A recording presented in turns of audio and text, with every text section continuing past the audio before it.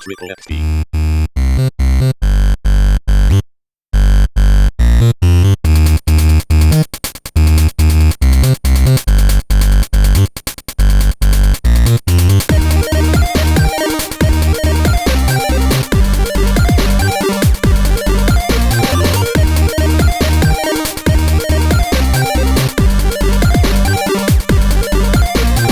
Triple XP. Welcome to Triple XP episode 13. I'm Shane, and this is Mike. All right. And back with us we have Sarah. Hello. The usual stuff, you can find us on YouTube, Spotify, all the other good podcast places. This week we're going to have a bit of a special episode. So mental health is a very real issue, and it can affect everyone in small or huge ways. 2020 has been a particularly tough year with COVID isolation, work from home, and situations that most of us have been put in that, as social creatures, we've not been particularly prepared for. So this week, we've invited Sarah along so that we can discuss mental health in video games and how it can both help and hinder, but also how they address mental health. But before we get into any of that, how is everyone today? I'm pretty good. A little bit hungover from last night, but other than that, pretty good. How about you, Sarah? I'm great. I am drinking a cup of tea. I feel really like I belong now. Wow. And finally slept a good chunk, so feeling pretty energized. Can I just ask the important question of how have you made that cup of tea? What is the order of your tea making, please? Oh, this is vital. Oh, I don't know if I say it, I don't want people to stop listening because I might offend. Well, I mean, you're going to have to just tell us now because... Well, if it's wrong, you're not coming back. Just put it that way. I boiled the water, and then I made the tea, and then I put milk in a separate cup, and then I heated the milk, and then I put the milk in the tea. I didn't What put the it in fuck is sugar, happening? though. I don't know. That's what I did. Why are you heating the milk? Yeah, that's weird. Then it's gonna make That doesn't the make tea sense. cold. That makes Doesn't it like make sense. I No. mean, I definitely did not do that. I did the other thing that's the right way. This has upset me more than anything. I'm just confused as to why you've heated the milk. It doesn't make any logical sense to heat the milk. I didn't do it. I lied. Totally didn't do that. The thing was, you were very much like, you were there. You were making it the right way, right up And until then- you said that. Yeah, because he said like you put the milk in a separate cup, and I was like, oh, that's a bit weird. Maybe she's being fancy. She's gonna pour the milk in from the cup afterwards, but no, he heated that shit up. Weird. Well, Very I'm weird. just one step away from having proper tea. So Oh yeah, I mean you're close. You're very, very close. next time, if I get invited back, I'll make sure that I talk about my proper tea ways. I think you should. You should. You need to. I think the only way This is actually hurting me. The only way that could be worse is if you put the milk in with the tea bag. That would be really bad. That's the worst. I've seen that so many people Yeah. think that's right, and it hurts me that people do that. You don't put the milk in first. What? I remember just once, wrong. well, my brother kicked off with his missus about this. Like, they had the argument because she puts the milk in with the tea bag. And he said that the milk clogs the tea bag. Which I thought was hilarious. It's just so unpleasant. Yeah, it's not I good. didn't do that, so No, you don't ever want to. It's just that's as bad as leaving the tea bag in and not stirring it, so you get that disgusting scum on top. Oh, yeah, there's like the Well, film. Yeah. Well, I heated up the milk because I apparently have. JB always says that I have asbestos mouth, so if it's not like gonna burn my tongue, then it's not hot enough for me. Yeah, but how much milk are you putting into a cup of boiling water for it to not remain hot? Like, Not much. I don't know. It just felt like the right thing to do, but I learned my lesson, and I will go I will go pray to the tea gods to make sure I'm not punished for the Yeah, rest of my life. do some research. Get back to us. I mean, as you said, you're pretty much there. You just don't heat the milk. Just put the little bit of milk you need in cold, Maybe- and you're fine.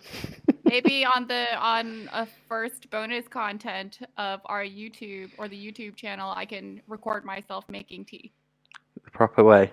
as a lesson. Yeah, I'm all for this. Yeah, For yeah. this. I'm down. I mean, I was okay until we started this conversation, and now I feel like I need a moment. But moving on. So this week we don't have any news to talk about. We're not talking about what we've been playing. We're very much dedicating this entire episode to mental health in video games, and it's something that I know is very close to both of your hearts, for different reasons. So I've got a few questions lined up and a few things that we can sort of work our way through that will spur the conversation, shall we say. So firstly, and I think it'd be best if we sort of work through each question separately, and that way we can make sure we're not sort of overcomplicating the conversation. So firstly, how can video games help with mental health? Either one of you. Yeah. Sarah, do you want to go as the guest? Go first. Sure. Yeah, so I didn't have the best childhood growing up. My mother liked to keep me at home and wouldn't let me see my friends, and so I never really got to do the whole be a child and go on adventures with your friends kind of thing. So I was just a very lonely child, and I was isolated back then. And luckily, my parents did let me play a lot of video games because it was the one thing I could do that made me happy, but also made me stay home. So I was able to make my own friendships with all these characters in different video games. And I just remember playing GTA San Andreas and being like, wow, this is huge. What an adventure. I'm going to go beat up that stripper and have sex with that one. And it was just like, I felt like it kept me sane, even though the game itself was, violent. But it's like, it just brings you into a whole new universe and just makes you feel like you have a friend and you're going on an adventure. So I think video games in that aspect can help for sure. It can be like an escape, can't it? Yeah. Like you're saying with like GTA, you're running around doing all these things that you wouldn't obviously do in normal life. Yeah. Definitely. Yeah. What about you, Mike? Have you got any further to add to that? Just for me, like gaming's always been like a social thing. It's always been about like, hanging with my friends and stuff like that. And I think during like this year, especially like COVID times, it's become more relevant. Hanging out with friends and all. It's like the rise of these games such as like Among Us and Phasmophobia, where it just requires you to like basically talk together and communicate. They're becoming more and more popular, but I think it's it will help your mental health with obviously not being able to leave. Like I know, Sarah, you said you were kind of stuck at home as a kid and things like that, so you had this escape in video games. But I think it's it's coming back now. You can sort of see it more than ever. Especially with games that's not just, I mean, shooters are great too, but games where you have to have some kind of teamwork with like Phasmophobia and Among Us, where you have to do the exact opposite. And it just, if you don't converse with the people you're playing with, the game's not going to work. And it's just, and with even with Ghost of Tsushima, JB and Mike and S, you guys all play, and all I hear is laughing, and it just really brightens up the end of your day or beginning of your day, whenever you're playing. Definitely, yeah. Yeah, no, I definitely would agree with that. I've always been quite lucky in that I've never suffered with any form of mental health concern. I've always considered myself quite lucky with that, but I have got lots of friends and lots of people in my life that I have assisted with who have suffered with lots of different levels of mental health, from anxiety to depression to a lot more serious, and from different varying sort of levels of those. And you're right, because humans are social creatures at heart, and you take away that social element, and it's very easy for a human to become sort of self-absorbed into their own mind, which is a difficult place to then come out of. So that social element is a really, really important thing to continue to make sure you're not just locked in your own brain, essentially.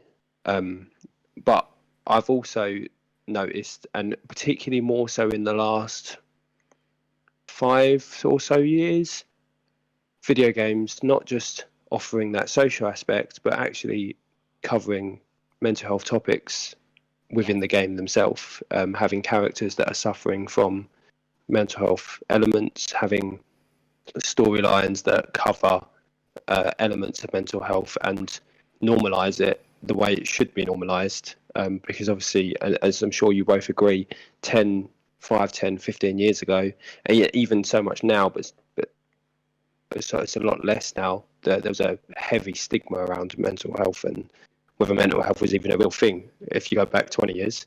And it's definitely helping to normalize it as well.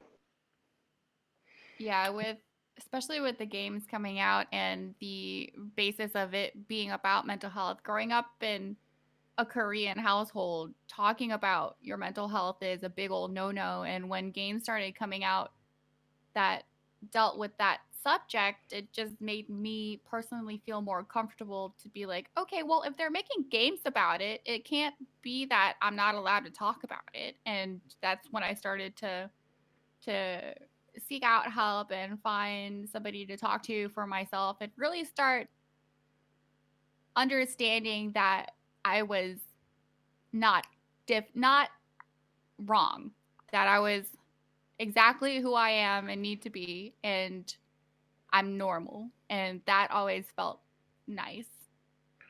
Yeah, I can really relate to that as being growing up in a family where mental health wasn't a thing, it wasn't talked about at all, and growing up with a lot of different games and stuff, I think it does help you see things differently. Like, you'd be playing sort of different variety of games, what I did as a kid anyway, and it kind of broadened my horizons on my, my outlook on life and things like that. I think it can really help in that way. Yeah, for sure. I just recently played Night in the Woods for the first time, and it doesn't really scream out that it's about mental health, but as you play the game, you understand that something happened to May, the main character, and you just watch her trying to relate to her friends and showing up and dropping out of college, and people giving her so much crap for dropping out of college because it's a one in a lifetime experience. But it's like, you know, people that have a hard time sharing with it, people go through that, and it was interesting to play a character going through that as a person who went through it. Yeah. How about you, Shane? Definitely. I was the other point I just wanted to make on that, and without going into too much around representation, because I know that's something we want to cover on another episode. Obviously, there's lots of representation issues in the media. Video games are no exception to that. When it comes to female representation and the LGBTQ community and all of the different ethnic minorities and backgrounds. But the other thing that we're seeing a lot more of now, and it just to link in specifically with the mental health side of things, is again looking back at, like you say, your childhood, Mike, and very much like my childhood as well, is that mental health wasn't talked about, and it was almost accepted by lots of people in, not necessarily my family, but in the people that I knew growing up, for females, because mental health was just seen as, oh, it's just being over emotional, and therefore it wasn't accepted in males because there was still this very much stigma around males should keep a tab on their emotions, and men aren't allowed to cry, all that sort of rubbish. Yeah.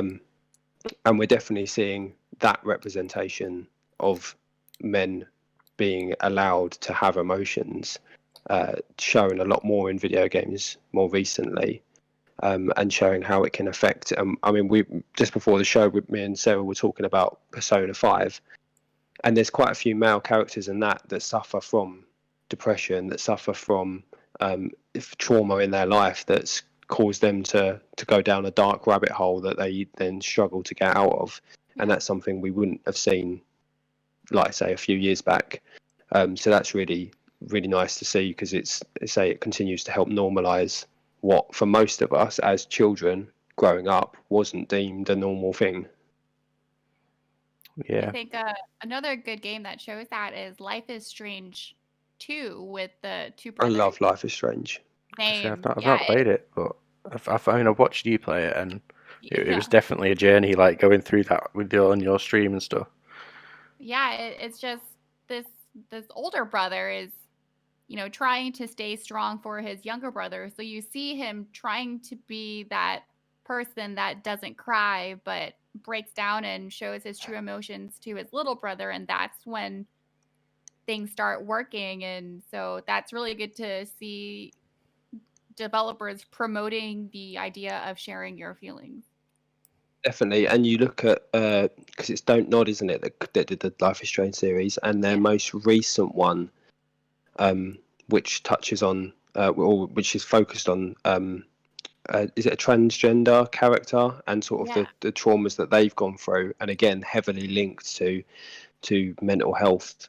And they Don't Nod have been very good particularly in their last sort of 3 or 4 games of really pushing that emotional, like personal boundaries of what stories can and can't or should or shouldn't be told via the video game medium. The other one that comes to mind, and I don't know if either of you two have played this, is Concrete Genie. Yeah. That. I love that game / hate that game because of the last trophy glitched. But other than that, the glitching parts are annoying. But when you look at like the story that they're telling around this child who's lonely, ultimately, although they never say it, he is ultimately depressed and got no friends, and he's being bullied, and the whole world, everything that he sees is just full of darkness, and he's creating this ultimately imaginary friend to help him deal with his own personal traumas and own personal issues.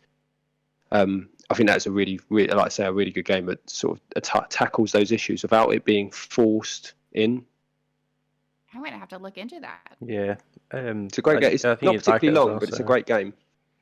But yeah, just off the back of that, just like The Last of Us, I think is one of my favorite games because it deals with it's spoiler territory, but in the first game, Joel, in the first opening hour of the game, he loses his daughter, and the rest of the game is him dealing with that loss, and it's probably not in the correct way, or if there is a correct way, but it's just about his journey and his almost like recovery through that loss.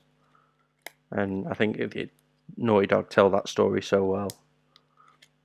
And they do the same in 2 as well, don't they? They touch on not specifically that topic, but they do touch on some other very personal topics. And if I remember rightly, when the game first came out, if you went onto the Last of Us website, there was some specific like FAQs and spoiler warnings that would say like this game touches on these elements.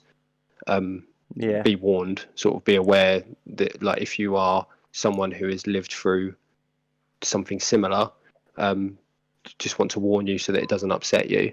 Particularly, I can't remember the character's name, and I don't want to spoil anything, but the young Seraphite character, sort of the storyline that they touch on with him. And I think that's an important thing that video games as well, because like I say, with Naughty Dog doing it, and I think Don't Nod did a similar thing as well, to warn people of what's going to be in the game. and they did it really well in that they had an FAQ, and it did state in it, this will give you spoilers, but if you're someone who has lived through these sort of traumatic events, or someone that is suffering from any of these sort of things, then, and you don't want to be sort of shocked by it, and like you don't want it to cause you distress as it happens, you can read ahead as part of this FAQ and just make sure you're prepared for it when you get to it, which I think is really important. I agree. I think that's very, very important. Yeah. So we've been talking about playing a lot of video games for mental health, but I also think developing games helps a lot of people with mental health. The one game that I always think of is That Dragon Caught My Cancer. It's about a mother and a father who found out that their 12-month-old had cancer, and it's just the journey of what they were going through. And for them being able to encapsulate that experience into a video game, it made it not easier, but was able to let the memory of their child last forever and share that experience. So I think even with developing games, big or small, that can really help with mental health and letting things go and dealing with trauma and understanding it. I've not heard of that, or I'm not aware of that at all.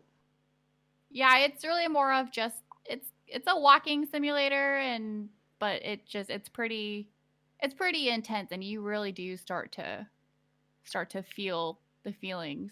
No matter, like, you obviously wouldn't know how it felt really unless that's something that you went through, but they made it very, there was a lot of feels to be felt there. Yeah, and walking simulators, or the term walking simulator, those type of games have tend to be the ones that do touch on it a lot more. And when you look at Firewatch and how that tackled not only isolation but everything that the main character was going through. So for anyone who hasn't played Firewatch, you find out at the very, very, very opening of the game that essentially the character's partner has some form of terminal cancer. I can't remember the exact details, but he can't cope, so he goes to live in the woods somewhere in America, like in the middle of a forest, for so long. It's completely isolated and only has contact via a walkie-talkie to somebody in the next tower over, but the next tower over is miles and miles away. It's not like so you can just go and visit them. It's a good like 3-day hike, and that tackles a lot of that isolation, and also that dealing with not just when you've got like actual physical illness, but how family members dealing with their mental health when they've got a friend or a family member that does have physical illnesses or potential life-threatening illnesses. And the Edith Finch one, that is, I can't remember what it's called, something of Edith Finch. The Vanishing of... Yeah. Maybe, I can't quite remember. But that one, again, touches on some very similar elements. And those walking simulators, because there's no other action going on, your focus is on the story so much that they can tell those stories, and they are very emotional because you are all of the game is that story, is understanding the characters' sort of drives, their characters' emotions. And if you've been through that situation or been through a similar situation, reliving through sometimes those emotions. Yeah, I think with walking simulators as well, they lend into telling that story so well, because they'll give you some information, then all you do is walking, go from A to B or whatever, and it gives you time to sort of, for that info to sink in and sit on your mind for while you get to the next bit. It's not just like straight into some more action and then some storytelling and then action. It's there is no action. It's just kind of sitting with these thoughts or this information that you find in the world or whatever. No, definitely. I think another great game that shows how difficult mental health is actually a horror game. The first Layers of Fear, I don't know about. I haven't played the second one, so I can't talk on that. But the the first one, where the main character is unsure of what's going on with him, but I think the horror genre played super well to it, because he's starting to learn with every round he goes through the house what exactly was happening with his mind. And that's why it's scary, because he's figuring it out for himself, and figuring out what is going on with you can be a very scary experience, because I mean, nobody really wants to be sick, and knowing the truth about what you might have I was afraid of knowing. So I think that game did a really good job in a horror genre of progressing through the story, and it is pretty much a walking simulator of a serious mental health issue. Yeah, and that what you're just saying there around nobody wants to be like, you're terrified of the concept of almost admitting that you've got some form of, or some level of mental health concern happening. And but that kind of goes back to the real need for not just video games, for all media and for everyone to really normalize it, because having anxiety, having depression, having any other number of mental health issue isn't an illness. But yes, it's not necessarily good for you, but it's so abundant in our society now that we've got to understand that it is normal to have it. It's normal that at some point in your life you're going to have a period where you are down, you are depressed, you are suffering from a level of anxiety that isn't the normal level that you're used to, and that's okay. You're allowed to have that, and you're allowed to have those moments, and you're allowed to have those years or those weeks, and it's just about working through to get back to whatever your personal normal is, as opposed to a umbrella normal, if that makes sense. Right. Yeah. You know, I think it is relevant to say that, you know, it is normal to have these like up moments and down moments. That's just like human nature. That's just how the mind works. You know, you will have these down moments, and it is okay. Like, it is perfectly reasonable. Absolutely. Everyone is so welcome to feel whatever they're feeling at any moment of their life, and it is definitely needs to be more normalized. And there's nothing wrong with you. It's your brain fires off different things at different times, but there is absolutely nothing wrong with you if you have any mental health issue, or if you're not feeling okay. It's going to be okay. You're going to be okay, and what you're going through is okay. Exactly. So on the back of that, then, obviously we've just spoke about how games can help with mental health. What about when they can be damaging? So I personally don't think games can be damaging. I think irresponsible gaming can be damaging. So you were just talking about how The Last of Us had the FAQ.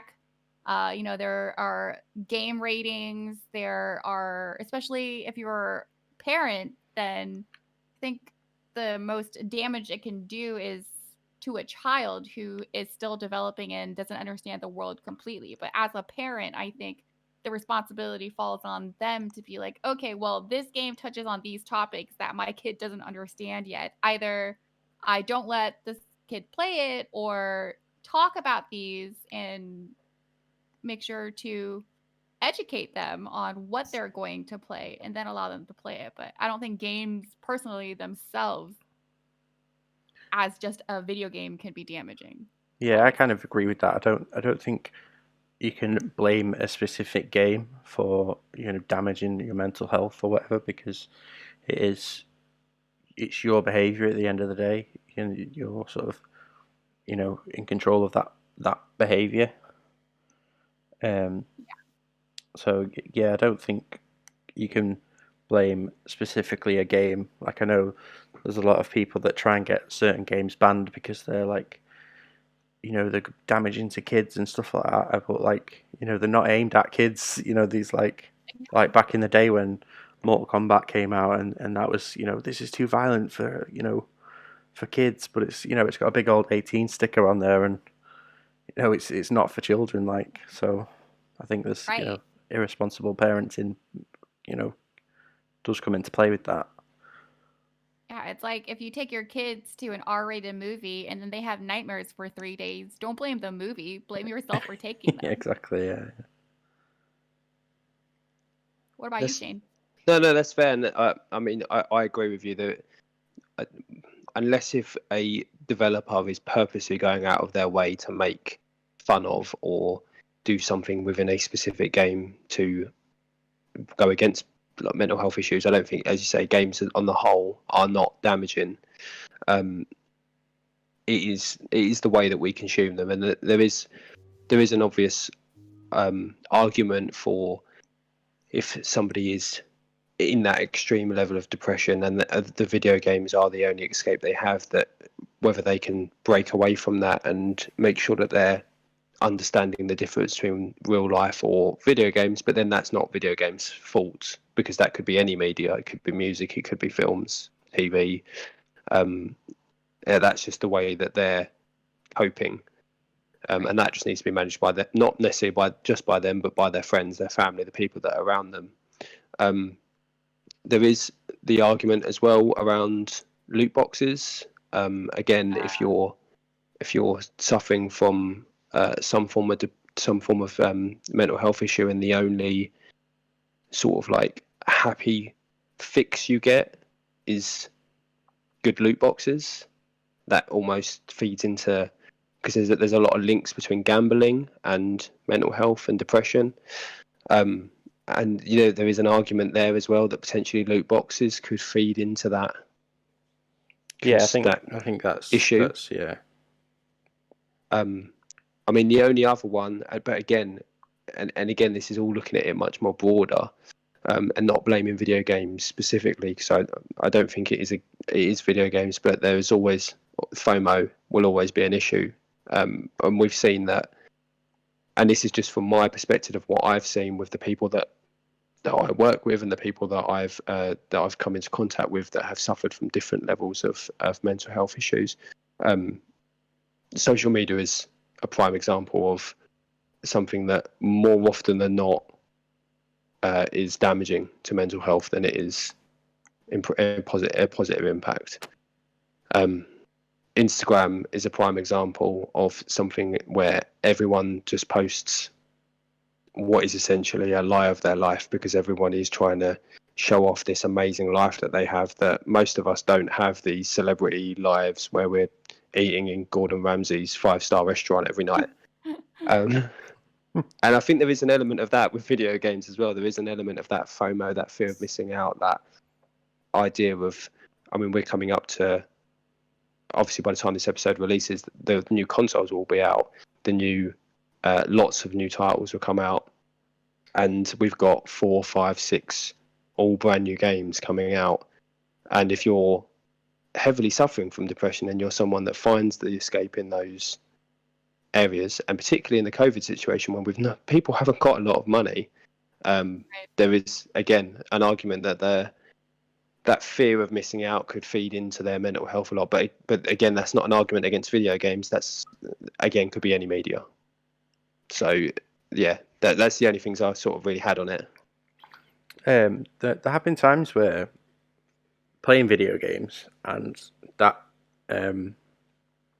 not the games themselves, but the action of me just sitting down and playing games, and there's been points where that's all I've wanted to do, and it's kind of a toxic behaviour. I come home, I'll play games, I won't do anything else, and like other things around the house will like slip, like tidying and things like that.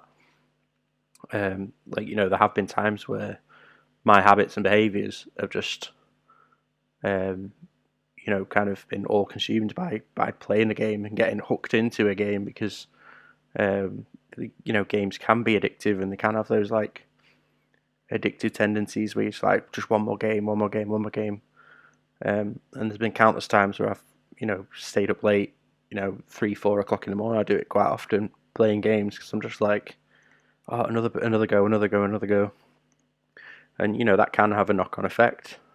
Lack of sleep makes you tired at your job or whatever, and then it does have like all these knock-on effects. So, there can be damaging things with gaming, but I think it's not the gaming itself, it's the behavior surrounding it.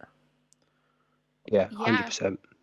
absolutely. Especially with games that do have those gambling elements. A lot of mobile games, I feel like, prey on a lot of people that are susceptible to addiction. Nailed it. I know that I was addicted to Toon Blast, I think it was called, for a while, and then um and it got to a point where I was so addicted to it that I was actually paying for more like bombs and stuff, and eventually I was just upset with myself, and I don't think it ever affected me negatively other than just kind of feeling shame about it, and it could have affected me negatively, just with the shame and guilt and causing my anxiety to be worse about being perfect and then spending money on 3 bombs.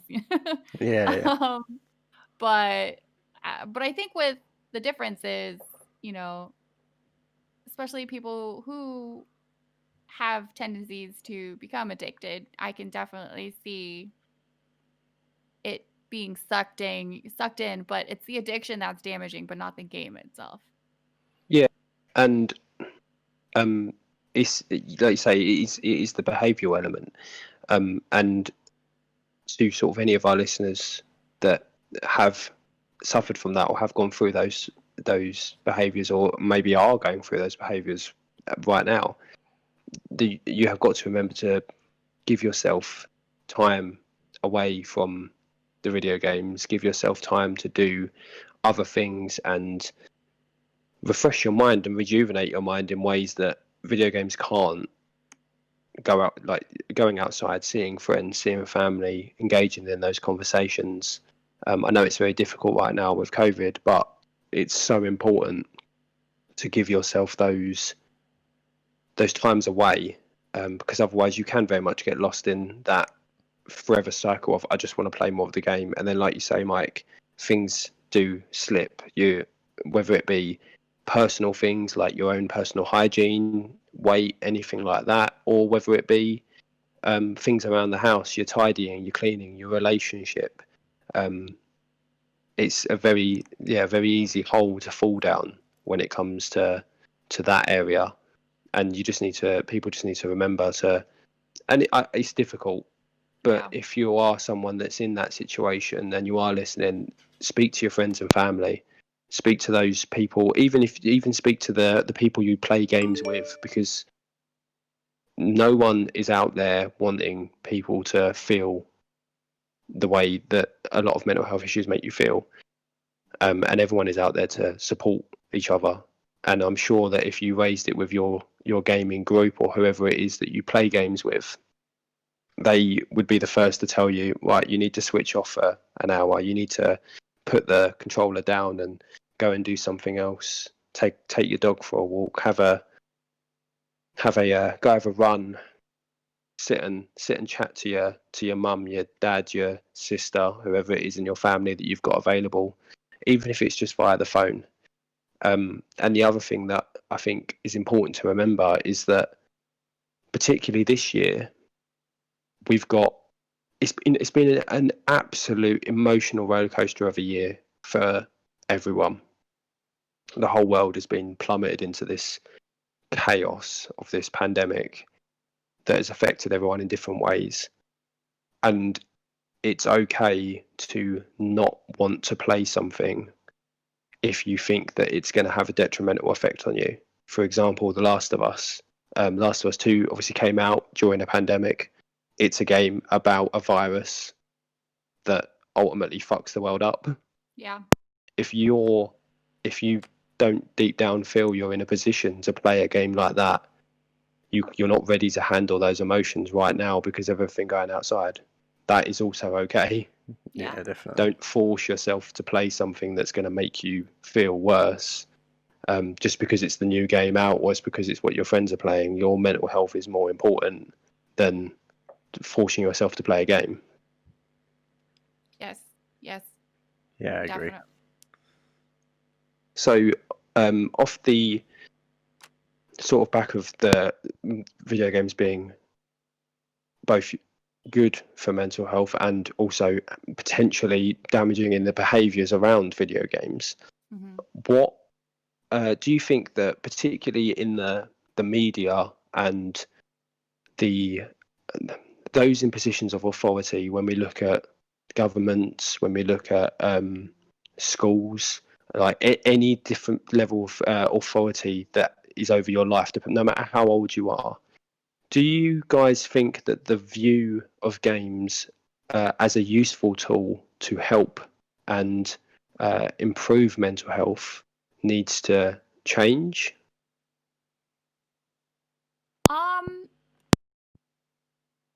I think it needs to. I think it does.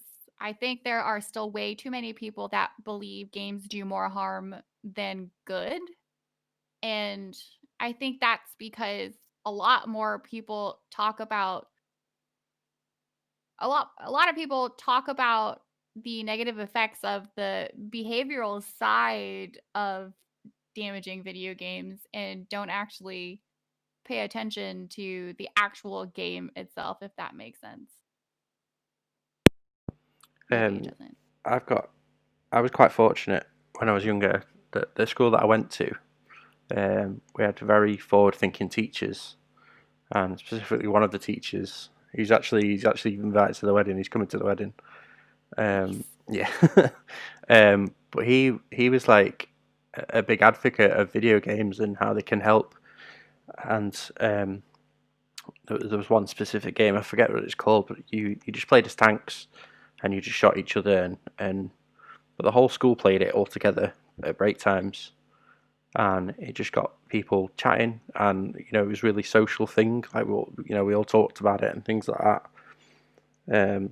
But I think that was a good tool, specifically in the school that I was. Everyone was a bit antisocial and didn't really talk to each other that much, especially between like years and things. But it kind of built a sense of community, and it was it was because of the teacher installing it across all of the computers in the school that we all just got to play in it. I think that was just one example of it being a useful tool, especially in school when all you want to do is play video games. I know I did. We just addressed that you had an incredible school. Yeah, no, I really did. Awesome. Yeah, it was pretty good. Yeah, I mean, that's not something. No, it's not. But I was quite fortunate to have those teachers that were really forward thinking, and yeah, so I was pretty fortunate. No, yeah, definitely, and we've definitely seen over the last few years, video games have made their way into schools more, with regards to educational purposes. Things like, I know Minecraft is heavily seen by a lot of schools now as being a useful tool, especially for those that have any sort of like disabilities, and it's a great way for them to build an understanding of social aspects and things like that. So it would be good to see like more schools do what your school did and understand that it can be used to help build those social elements and to develop positive understanding of mental health, as well as being used as an educational tool. Yeah, definitely. Yeah, when I was younger, we had a lot of keyboarding classes, and all of these keyboarding computer games were still games, and the faster you typed, the more asteroids you blew up, and the math games too. You're this little frog, and every time you hop on to another leaf, there was another math problem, and the faster you solved it, the faster you crossed the pond onto safety. So But you always cross first, didn't you? yes. Yeah. So I was actually telling JB the other day, I'm a very fast typer, so I was able to go through all of the coursework in probably 5 or 6 months and was just able to play whatever I wanted to play in class, including like the math games and whatnot. But I mean, if games can help you learn how to math and learn how to type, I think there needs to be more normalization and talk about how video games could help you understand mental health, because especially with social media and especially with the younger kids getting on it and feeling depressed and wanting to go for all the likes, I just think a video game would be a perfect way to show how damaging it can be and to teach kids how, how bad it can get. Yeah, definitely. And I think the it's a tough one when you look at different, like the different levels of authority, because obviously when you address us right now at our age, a lot of teachers, like especially teachers that have only been teaching for a few years now, are our age. They've grown up with video games, and so they understand the useful impact that they can have. When it comes to the higher level officials, the political area, the age gap is obviously a lot more different. There's very Yeah. few politicians in high level positions that are of our age. I mean, you look at your own government, Sarah, and I mean, our one's not much different. It's a much older collection of people who don't necessarily understand the video game world, don't necessarily understand how they can be useful, and almost because they don't understand them, they often will condemn them over trying to learn what they're about. Yeah. And most politicians are, I think unfortunately it's just going to have to be started on a clean slate. I don't know how to say that nicer, but a lot of these people in government right now are just paid off by specific companies, and there's no way of talking about it and getting them to understand. So I just think uh, the people that are our age now need to be more vocal and help change views of everyone else around our age, so that when we become the old politicians in a couple of years, because we're real old, then things might be able to start changing. I mean, you have a much higher view of what of what me and Mike can achieve with our lives. We are not becoming politicians. But we can convince or try to talk to somebody that doesn't think video games can help, and just have a conversation and not try to change their mind, but just plant the idea that it's possible that games can help with mental health and show kids that, it's okay to be sad, because I feel like a lot of kids don't feel like it's okay to be sad, which makes Well, them even more sad. wasn't there something recently that there was a politician in America recently, wasn't there, that used Twitch and had a huge Twitch Yeah, yeah. stream? AOC played Among Us with people and got political information out there for people that really don't care about politics, because a lot of the people on Twitch, I feel like, are most are younger, and to be able to be on that platform and reach out to younger adults and get the word out there, that's a great tool. I thought that was brilliant. Yeah, hopefully, like she's the first of a long stream of the new world of not just politicians, but of those in positions that have power to make changes, that understand the power that video games can have. Yeah. Mike, have you got anything before we move on? I was just going to say that it is worth, that conversation. That it is a useful tool, especially when it comes to mental health. Like, I spent quite a few years working in care work, as a support worker, and I've worked with a lot of people with, mental health difficulties and things like that. And one of the tools that I used was video games. Like, it was a way to connect with people, especially like I used to work with people who had autism, and communication for people with autism is a challenge, and getting that communication level with another person, especially a new person, can be difficult. So I used to go in, I used to take my console to work, and we'd sit and play games, and eventually, we'd talk more, and it just opened up that communication. And I think it was a tool that I used, and I still use it now. That it helps build a bond, and you gain trust. And if you can get down on the same sort of level, and talk about the same kind of things, then you can move forward and start progressing with whatever they want to progress with. I just wanted to point that out. That was an example of a tool that I used anyway. That's awesome. That's a great way. I mean, I feel like that's similar to when you take a child to a therapist's office and that therapist has, all these different toys laying on the floor. It's just a way to have that person open up. And I think that is such a smart way to help your patients. Is that the right word? It changes, yeah, but it varies. Yeah, that's awesome.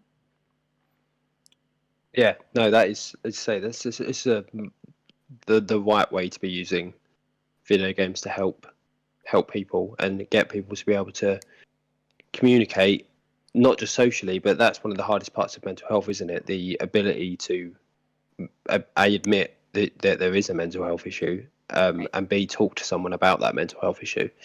And if, like, say, from your experience, Mike, using video games helps get people to talk more and open up more, Yeah, then that definitely. can only be a good thing. Yeah. Exactly, yeah.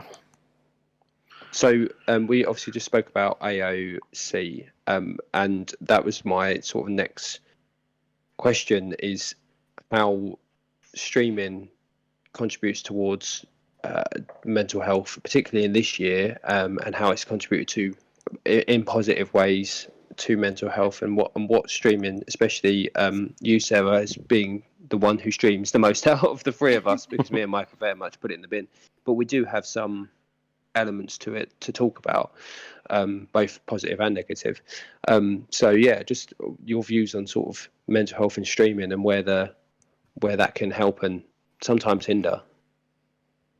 So I love it because I am also very introverted, but I still require social interaction. And for me, streaming feels like I'm hanging out with my friends, and I get personal, and I talk about my mental health issues to try and normalize that too. And if I'm out there talking about my issues and what I've gone through, and and most of the time somebody will want to talk about what they went through, and in that way I feel proud of what kind of community that I've been able to build, because everyone that joins in is always just so supportive and wants to help and wants to make you feel good about yourself. And it also is kind of like a therapy for me. When I share how I'm feeling and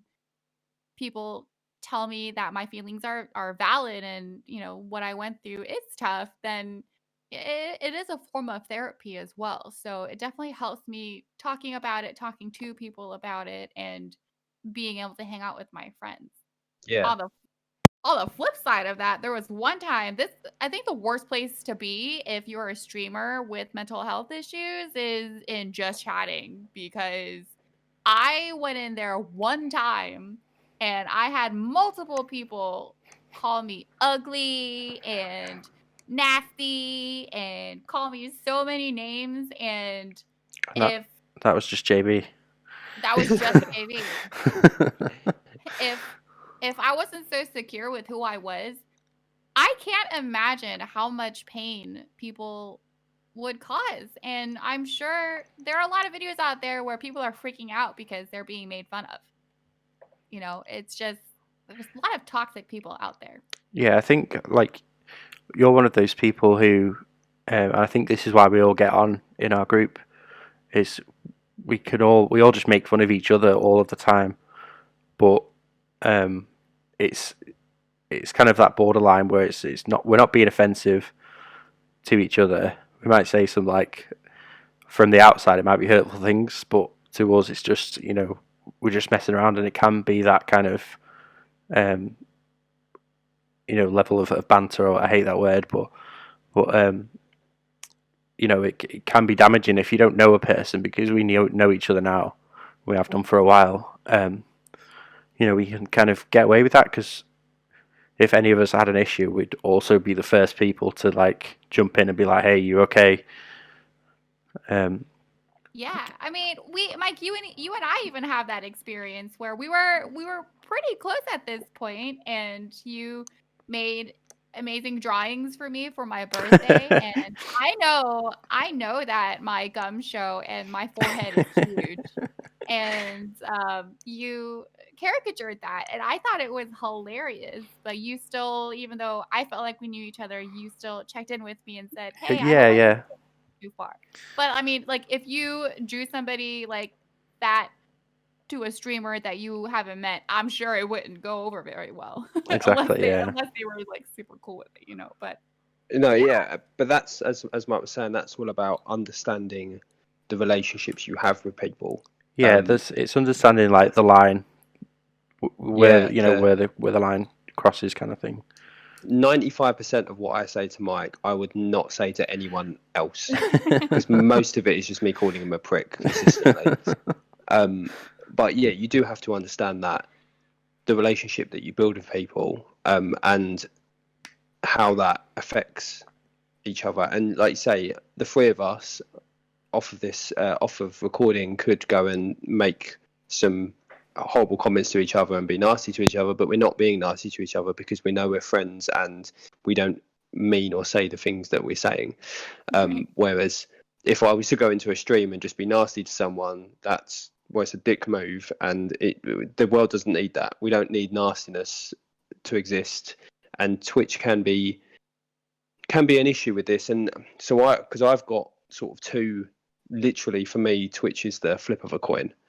On one side, I find it incredible, and not just Twitch, but all streaming. So I should clarify that, because it's not the Twitch. There's a program. Is nothing wrong with that. It's I find streaming can be incredibly toxic, with people that, because they're behind a keyboard around the world somewhere, and they know that they're not going to meet you, and you're putting yourself out there, which is putting yourself out there on camera and playing a game with people that you don't know watching, is an incredibly difficult thing to do, especially if you don't have that personal confidence in the way you look, the way you speak, in just your general personality. If you've not got that personal outgoing confidence where you're happy for you to constantly be on show to people, it's an incredibly difficult thing to do.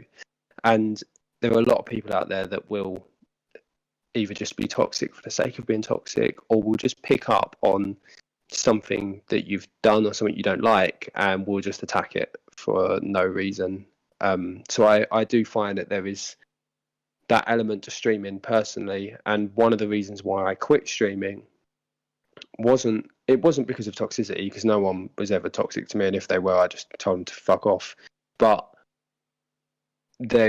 I personally found, and it never got me down, but I did feel like it was a bit of a weight on my shoulders. I found that streaming became very much a chore to me, and it felt like pressure to have to stream and keep up this not fake persona that I'd created, but this consistently happy-go-lucky character on camera, that sometimes, especially if you are playing a dark, deep game like The Last of Us, there are going to be moments where you're not super happy. You're going to be just in the storyline.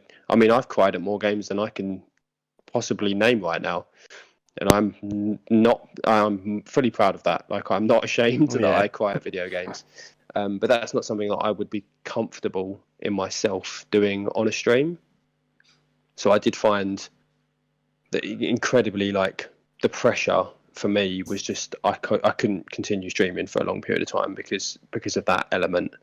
But on the flip side of that coin, I have seen a lot of stories and listened to a lot of things that are just incredible when it comes to helping people with mental health. There is a streamer that I have watched a few times called Zombie Kills, and she's been on another podcast that I listen to, and she does like a self-help stream sometimes where they basically just sit and talk about their feelings, talk about mental health and looking after yourself and all that sort of stuff.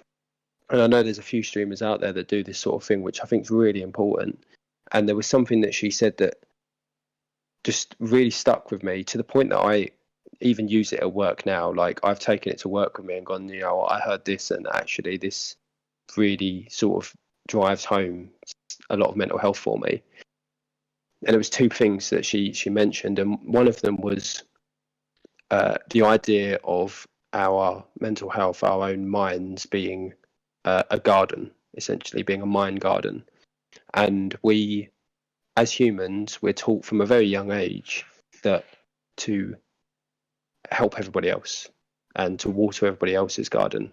But we're never really sat down and talked to or told to water our own garden. So we go around with our little watering can, watering everyone else's gardens and making sure that everybody else's mind garden is flourishing and doing well.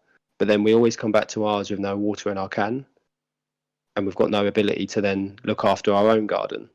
And that's something that I think that analogy sort of really sums up a lot of mental health for me.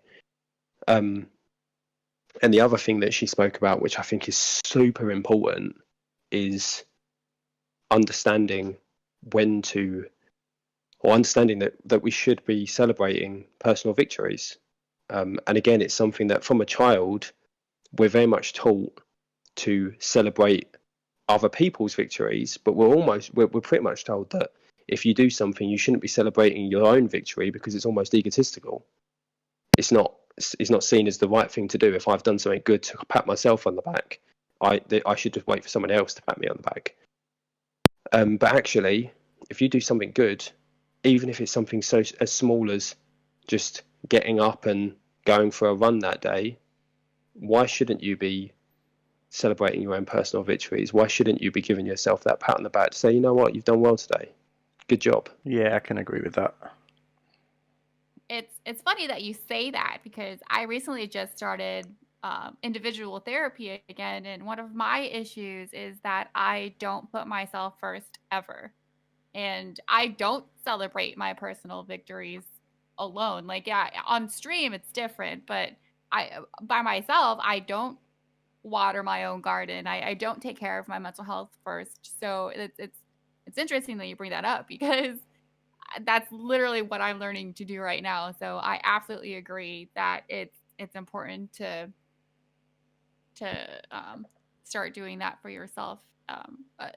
There were a few other things I wanted to talk about with streaming. I know that there are a lot of very toxic people that show up in streams, but for streamers, I want people to remember that those people also probably have mental health issues, and to kind of take that hatred you're getting from them and just try to give back kindness. And because you never know what people are going through, and just because they're being mean to you on a keyboard doesn't mean that they also deserve to be hated on. So just remember that. And also for streamers, to not be so hard on yourself if you don't feel like your channel is growing. If I see a lot of people so hurt and so bothered by the progress their channels are making wherever they're streaming on, and even with my friends, I've had to reach out and be like, "Listen, it's okay as long as you're enjoying it. Try not to let it get to you." So I feel like people need to be careful with stuff like that as well. Yeah, I think I've been in that situation where I'm kind of almost just chasing the numbers rather than just enjoying the actual like freedom of being creative. Yeah.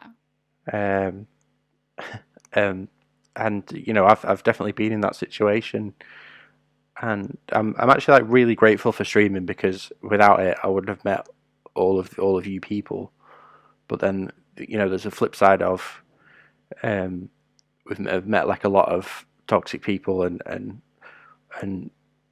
there's like a lot of fakeness as well that is hard to deal. It can be hard to deal with. Like I personally find it a lot like hard to deal with when someone's saying one thing to your face and then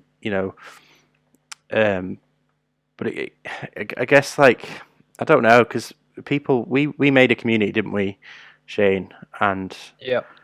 there was a lot of people in that community that thought it was just for growth and things like that, and we kind of like tried to please everyone, and it didn't really work. I don't think because you know you can't please everyone, and it was a really hard thing on my mental health. As like a few times I've said to Shane, like, look, I'm just gonna have to leave because it's just like stressing me out, having to like juggle all these different people and things like that, and obviously like streaming as well, just chasing these numbers and trying to get growth and things like that. Like it's not why I started streaming. It's also kind of why I quit in favor of doing podcasts, because it was just the thought of being social and being creative was the two things that I was like, oh yeah, I'll do streaming because that sounds like, you know, I like games. You know, I originally started streaming to just record the funny shit that happens between me and my friends,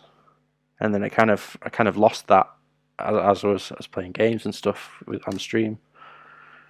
You know, it can have like knock-on effects. I think you should be very proud, though. You saw that it was negatively affecting you, and you took steps towards making sure you were more important than anything else. And I think that's amazing. Yeah, it definitely helped to just take a step back from it and be like, no, this is not for me. I'm not happy doing this, and it's kind of hard to recognize that, or it can be. It definitely is. Yeah.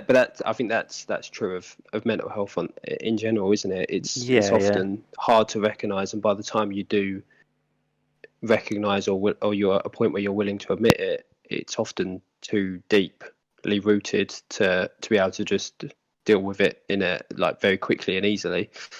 But no, you're right. It's very much that flip of the coin. I the same as you. Like there are lots of things I owe to streaming that I love.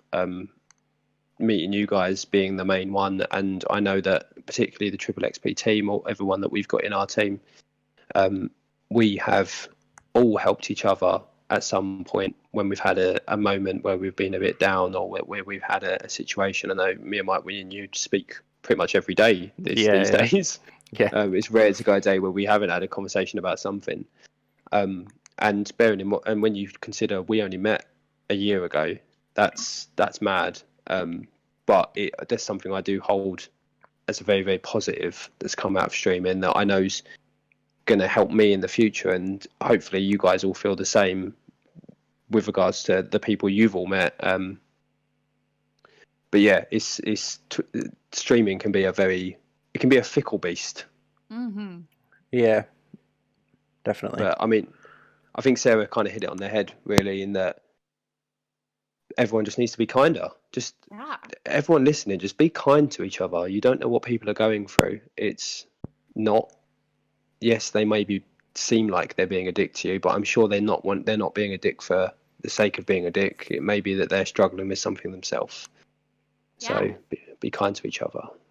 Come hang in my stream. Tell me I'm ugly. I'll still be there for you. I'll talk to you. I won't tell you to leave. I just, you know, I'm sorry you're hurting, and I wish I could make you feel better. And that's really all I can say. Yeah, I mean, that's very wholesome.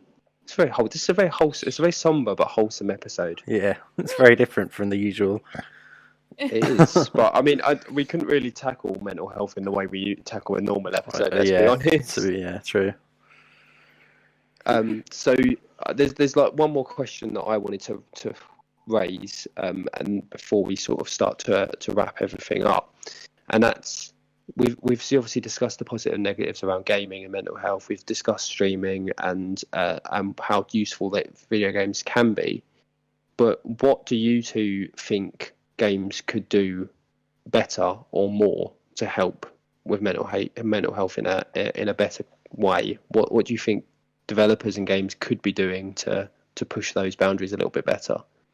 I think for me the main thing is like raising awareness of it, because like you said, it's really easy for it to go, undiscovered and unknown, and I think raising awareness of like coping mechanisms and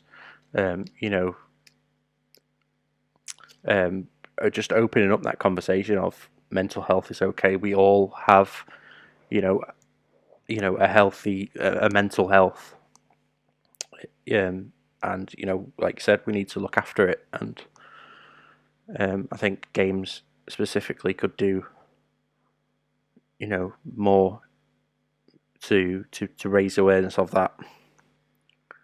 Yeah, I think if you're buying physical copies, which we still do because that's at the age where we're at, so we're all like, Baby's old. I need my book to be in paper form. But if you're buying physical copies, I feel like it would be beneficial to make more use out of that slot where you could put pamphlets in. Especially if the game is about mental health, have a pamphlet in there talking about it and saying that it's okay to feel that way, and kind of have information and stuff. And with the actual game, in like the extras content, a bonus content, have the information in that insert in there as well. And just even if it's not about mental health, just be more aware and have more warning signs and more, hey, just in case information in there. I feel like that would be much more helpful. I was literally just thinking something very, very similar, particularly thinking about the new PlayStation 5 and how you've got the card system. And to me, there's no reason why a game that does touch on something that is traumatizing, whether it be mental health or sexual identity or anything like that, why there can't be a card when you do go to that pause menu that says, look, if you've been affected, these are the resources you can go to find out more information, to talk to people about similar issues. I think the new technology is definitely going to open up doorways for game companies to be able to direct people to FAQs and resources to help them deal with their own mental health and things like that easier than we've ever had before, because of the way the system's built. Yeah. Okay, Molly, thanks for that. And I mean, just as alongside what you guys were saying, I want to see more games touching on those story elements and pushing those, breaking down and normalizing that further. We've seen it with some titles. I think there's still work to be done there. I think there's still more normalization that can be brought to the forefront of a lot of video games, particularly the big AAA titles, which often don't have a focus or don't have a link to those. I know it's got better in recent years, but I think there's still a lot of work to be done there to help represent mental health in video games. Yeah, definitely making things more diverse, and especially with leading protagonists. Like, it's becoming more and more progressive, and we're seeing a lot more women protagonists as the leading roles, and there's some really great games, being Horizon Zero Dawn being like one of the examples of that. But just adding more diversity and making people aware of these different cultures and things like that. Like the game that came out recently on Switch, I think it's called Raji, which is like an entire Indian team, and it's all about the Indian culture. Which we need to see more of that, definitely. Yeah, games like one a big one we've forgotten about, Hellblade. Oh yeah, Yeah. of course, yeah. That's obviously like the core focus of that game is Psychosis. is mental health. That's kind of what that game's all about. But no, video games can definitely do more, as you guys have said, and hopefully we've seen the change over the last few years, and hopefully it's going to continue in that direction as we move forward. Yeah, it would definitely be nice to feel like, you know, there's everybody can be a hero, not just one specific set and kind of person. And it would be super cool to have like a Korean hero. That would be super fun. Yeah, Just to be I'd be more, down. but that's more of like the representation. I know you guys have another one going on there, but like it would just feel really good, and it's definitely exciting to think about the idea of that being a thing. Yeah, definitely. So is there any last thoughts from either of you two then? Because I think we're getting to the point of wrapping up this episode now. Have you got any last thoughts you wanna raise? Yeah, I just, to whoever is listening, you're okay exactly how you are, what you feel and how you have been feeling. It's okay. And just to remember that you're important, and you know, you can reach out to me. I'm sure if you reached out to Triple XP, they'd be with open arms. And Yeah, definitely. you know, it's been tough, and but you're exactly who you should be. Mike? Yeah, I just want to raise awareness of an app that I use called Headspace. Again, we're not sponsored, but I'm a massive advocate of this.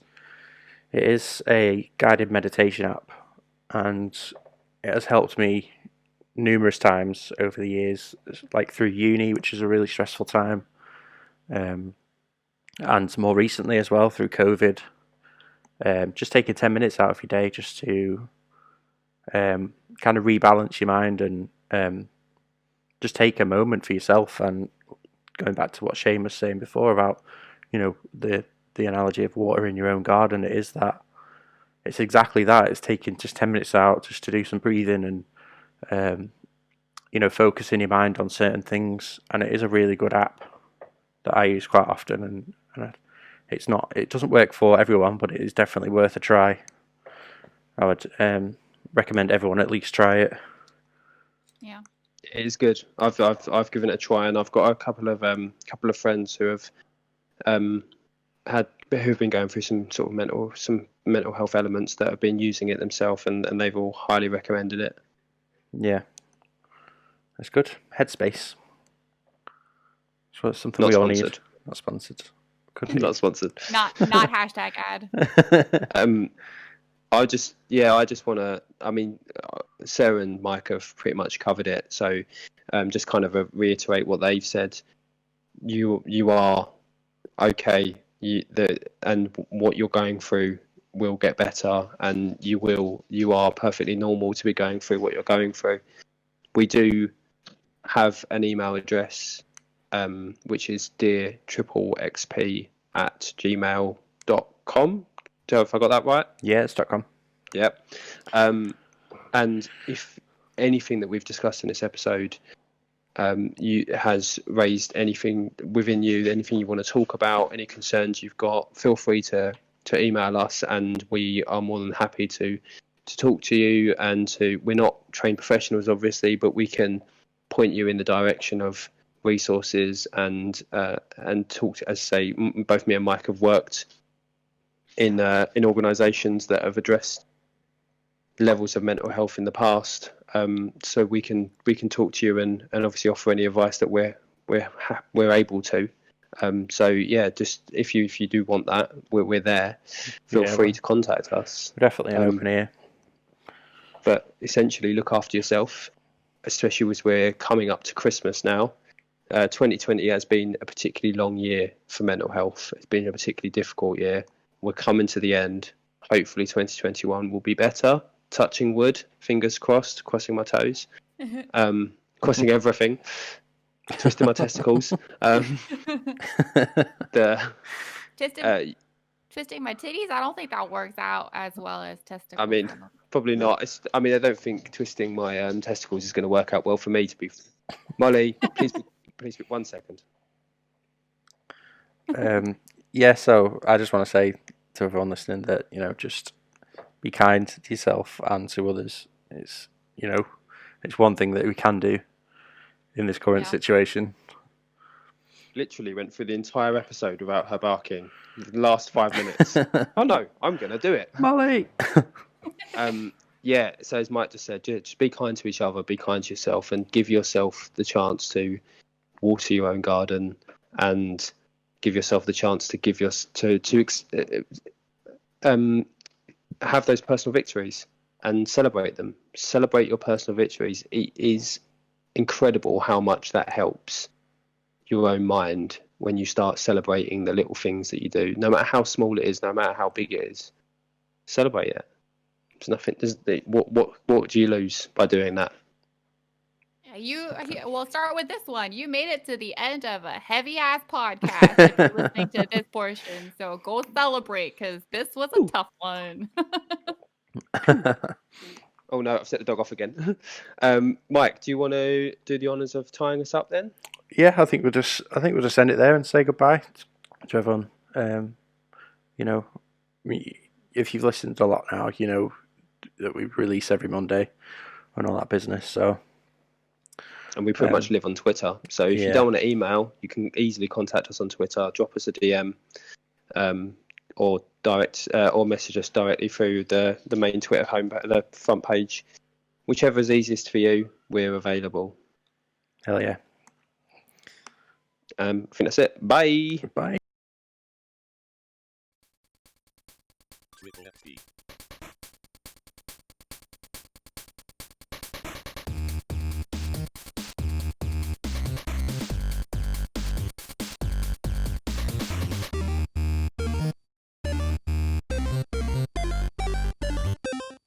Ep.13.